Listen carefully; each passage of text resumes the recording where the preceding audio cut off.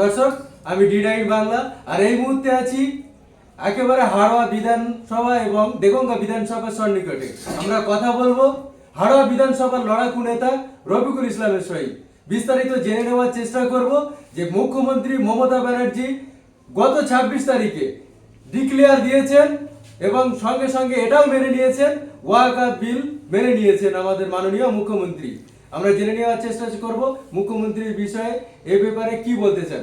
আমরা আগেও বলেছি, বিশেষ করে আমি আগেও বলেছি, এখনো বলছি, এই মাননীয় মুখ্যমন্ত্রী মমতা বন্দ্যোপাধ্যায় একজন মুখোশধারী, দ্বিচারিতা, অসভ্য। এটা জলের মতো পরিষ্কার হয়ে গেছে। আমরা বিগত দিনে দেখেছি কি কেন্দ্র সরকার নরেন্দ্র মোদী, অমিত শাহ তারা যেভাবে ওয়াকফ অ্যামেন্ডমেন্ট বিলটা রাতের অন্ধকারে পাশ করলো এবং সেই সূত্র ধরে ভারতবর্ষের বিভিন্ন স্টেটে আন্দোলন শুরু হয়ে গেল। কারণ এই ওয়াকফ বিল এমন একটা মারাত্মক বিল, একটা সম্প্রদায়কে টার্গেট করে করা হয়েছে, যে সম্প্রদায় যে মসজিদ, মাদ্রাসা, কবরস্থান থেকে শুরু করে বিভিন্ন রকম যে সৌধ স্থাপিত, সেগুলোকে কুণ্ঠিগত করার জন্য, সেগুলোকে কেড়ে নিয়ে সেখানে বড় বড় রিসোর্ট বানানো এবং ফ্যাসিবাদী নীতি নিয়ে যে এই সরকার চলছে, কেন্দ্র সরকার সেই আদানি আম্বানিদেরকে বিক্রি করার যে ছক তৈরি করে এই ওয়াকফ বিল অ্যামেন্ডমেন্ট রাতের অন্ধকারে পাশ করেছে। অন্যান্য রাজ্য, ভারতবর্ষে অন্যান্য রাজ্যে প্রচণ্ড পরিমাণে ওয়াকফ বিল বিরোধিতায় আন্দোলন হয়েছে। বিজেপি শাসিত রাজ্যেও আমরা দেখেছি ওয়াকফ বিলের বিরুদ্ধে আন্দোলন হয়েছে লক্ষ লক্ষ মানুষ নিয়ে। শুধু এই আন্দোলন মুসলিম সমাজ করেনি, মুসলিম সমাজের পাশে অন্য অন্য সম্প্রদায়ের মানুষও তাদের সঙ্গে সঙ্গ দিয়ে এই ওয়াকফ বিল বিরোধিতায় সঙ্গ দিয়েছে। অন্যান্য রাজ্য নিজেরাও রাজ্য থেকে এই ওয়াকফ বিলের বিরুদ্ধে সুপ্রিম কোর্টে কেস করেছে। কিন্তু যেই রাজ্যে, এই পশ্চিমবাংলায় 40% মুসলমান বাস করে, সেই রাজ্যে মুখ্যমন্ত্রী মমতা বন্দ্যোপাধ্যায় তখন বলেছে আমি বেঁচে থাকতে এসআর হতে দেবো না, আমি বেঁচে থাকতে ওয়াকফ আইন আমার বাংলায় লাগু করতে দেবো না। প্রচুর নাটক করেছে আর নাটক করছে। আমরা জানি, তখনই বলেছি যদি তিনি সত্যিকারের এই বিলের বিরোধিতা করে থাকে তাহলে কেন সুপ্রিম কোর্টে রাজ্য হিসেবে তিনি মুখ্যমন্ত্রী রাজ্য তরফ থেকে কেন সুপ্রিম কোর্টে মামলা করছে না যে এই বিলের বিরুদ্ধে? এখন আমরা কি দেখতে পাচ্ছি যে এতদিন যা কিছু করেছিল, আমরা যেটা বলেছিলাম, নওশাদ সিদ্দিকী, আব্বাস সিদ্দিকী ভাইজান বলেই দিয়েছিল এই মুখ্যমন্ত্রী মমতা বন্দ্যোপাধ্যায় দ্বিচারিতা, মুখোশধারী, নাটকবাজি, সেটা জলের মতো পরিষ্কার হয়ে গেল 26শে নভেম্বর তিনি কি করলো?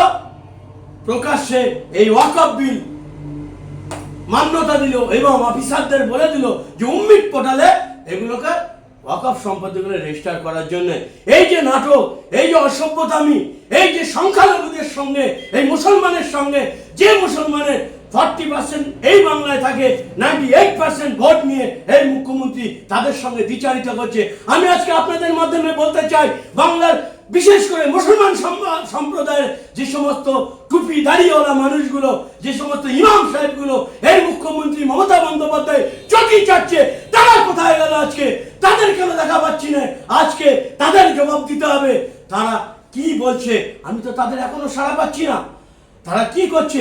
আমি তো কয়েকদিন আগে, 2 দিন আগে দেখলাম একজন টুপি পরে বিশাল দাড়ি নিয়ে এই শওকত মোল্লাকে বিশাল দেদার সার্টিফিকেট দিচ্ছে। শওকত মোল্লা নাকি ভালো, দিদি নাকি ভালো। সেই সমস্ত আলেম সমাজের মানুষ, টুপিওয়ালা, দাড়িওয়ালা, সবাইকে বলছি না, যারা দাবিদারি করছে, যারা যে মুসলমানদের অস্তিত্ব মিটিয়ে দেওয়ার চিন্তা ভাবনা করছে, দ্বিতীয় শ্রেণীর নাগরিক করতে চাইছে, যাদের মসজিদ, মাদ্রাসা কেড়ে দিতে চাইছে, এই কিছু টুপিওয়ালা, দাড়িওয়ালা তাদেরকে এখনো চটি চাটছে। কেন, কিসের জন্য? আমরা তাদেরকে এখনো সতর্ক করতে চাই, এখনো শুধরে যাও টুপিওয়ালা, দাড়িওয়ালা, যে সমস্ত দাবিদারি করছো এই জাতির সঙ্গে, এই মুসলমান সম্প্রদায়ের সঙ্গে যারা গদ্দারি করছো, এখনো শুধরে যাও, নাহলে কিন্তু সামনে সমূহ বিপদ।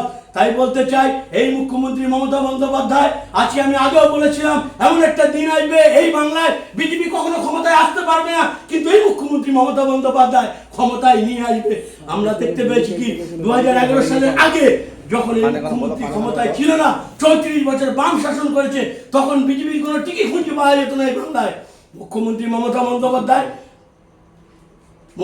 মমতা বন্দ্যোপাধ্যায় বিজেপির বিরুদ্ধে, এই 34 বছরের যে সিপিএম এর সরকার ছিল তাদের বিরুদ্ধে আন্দোলন করে ওয়াকফ আন্দোলন করে।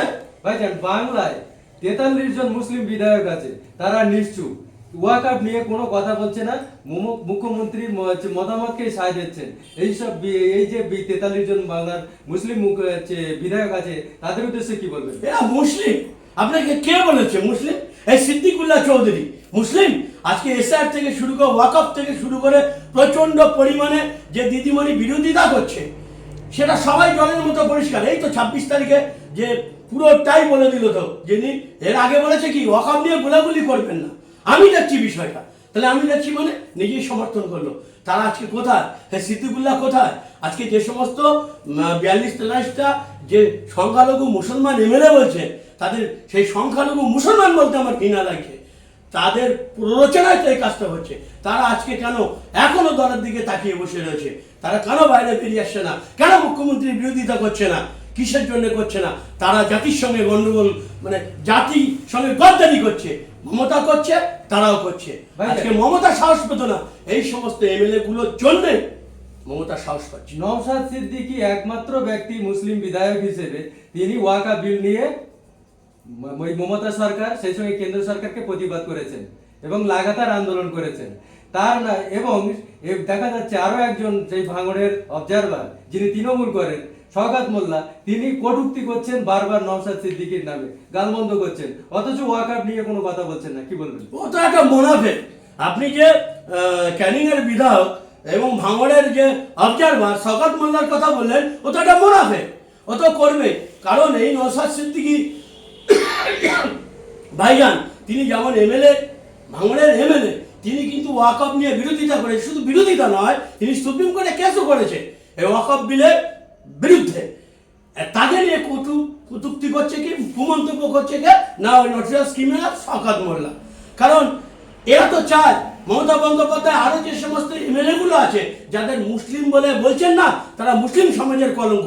এরা থেকেই তো মমতার সঙ্গে প্যাক্ট হয়ে মোদি মমতা এরা যে সেটিং, সেটা আরো জলের মতো পরিষ্কার হয়ে গেল। এরা থেকে সংখ্যালঘু সমাজকে শেষ করার যে চক্রান্ত করেছে, যে শেষ পেরেকটা পুঁততে চাইছে, এই পেরেক পুঁততে আমরা দেব না।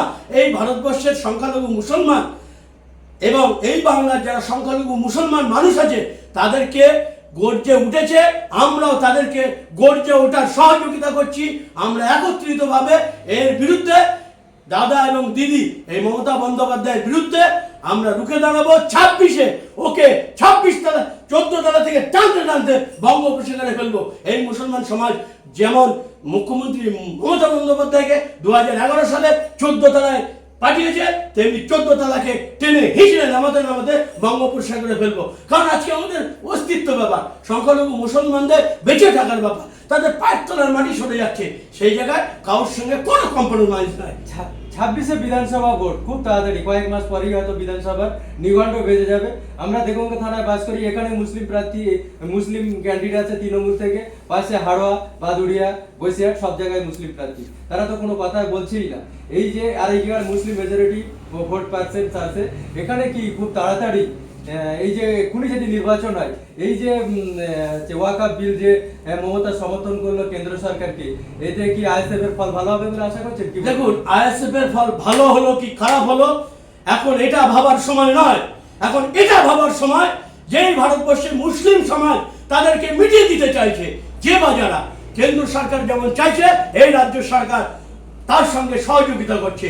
আমরা প্রথমে এই ভারতবর্ষটা একটা সংসার বলে মনে করি, আমাদের একটা সংসার, সেই সংসারটাকে যারা ভাঙতে চাইছে, বিশেষ করে একটা টার্গেট করে মুসলিম সমাজকে নিশ্চিহ্ন করে দিতে চাইছে, তাদের অধিকার থেকে বঞ্চিত করতে চাইছে, এই জায়গায় আমরা কোনো রাজনীতি দেখব না, কোনো পলিটিক্স দেখব না। আমরা আগে তার বিরুদ্ধে আমরা আন্দোলন শুরু করব এবং তারপরে আমাদের কাজ হবে। এখানে আইএসএফ অবশ্যই নেতৃত্ব আইএসএফ এর থাকবে, একটা তো পলিটিক্যাল বিষয় তো থাকতেই হয়। তার কারণে আইএসএফ সুন্দরভাবে কাজ করে যাচ্ছে। তাই নওশাদ সিদ্দিকী বা আব্বাস সিদ্দিকী যেভাবে যে পরিকাঠামোয় আন্দোলন করছে, ভারতবর্ষের মানুষ তাদের দেখে মুগ্ধ, বিশেষ করে পশ্চিমবাংলার মানুষ জাতি ধর্ম বর্ণ নির্বিশেষে ওই আব্বাস সিদ্দিকী এবং নওশাদ সিদ্দিকীকে মেনে নিয়েছে এবং তাদের নেতৃত্বে আগামী দিন বড় আন্দোলন আমরা করব এবং বুঝিয়ে দেব যে সংখ্যালঘুদের ভোট নিয়ে সংখ্যালঘুদের সঙ্গে প্রতারণা করা, গদ্দারি করা, সেই গদ্দার তাদেরকে টেনে হিঁচড়ে বঙ্গোপসাগরে ফেলবো। এই বাংলার আপামর ধর্ম বর্ণ নির্বিশেষে সকল মানুষকে সঙ্গে নিয়ে, শুধু মুসলিম সমাজ একা নয়। আজকে ভাববেন এই যে দাদা আর দিদির যে বাইনারি সিস্টেম চলছে না, এরা চাইছে মুসলমানকে আলাদা করে, হিন্দুকে আলাদা করে, খ্রিস্টানকে আলাদা করো, আদিবাসীকে আলাদা করো, অতএব একত্রিত হতে দেবে না। একত্রিত হলেই ওরা গদিতে বসতে পারবে না। 26-এ কি ব্রিগেডে হওয়ার সম্ভাবনা আছে, যেখানে নওশাদ সিদ্দিকী কিংবা আব্বাস সিদ্দিকী এই অধিকার আইন, অধিকার যাত্রা কিংবা ওয়াকাফ নিয়ে যে আন্দোলন করা হয়েছিল, বলেছিল 26-এ ব্রিগেড হবে। এবারে কি সেই সময় এসছে যে 26-এ ব্রিগেডের সমাবেশ হবে? দেখুন 26-এ ব্রিগেড হবে হবে হবে, আব্বাস সিদ্দিকী ভাইজান বলে দিয়েছে, মানে হবে। 26-এ আমরা ব্রিগেড করব এবং সেই ব্রিগেডে লক্ষ লক্ষ মানুষ দেখবে, সারা ভারতবর্ষের মানুষ দেখবে যে বিগত দিনে যে ব্রিগেড হয়েছে ইতিহাস সৃষ্টি করবে। এই 26-এ সেই ব্রিগেড হবে, এটা আপনারা মাথায় রাখুন। আপনাদের মাধ্যমে সকলকে বলতে চাই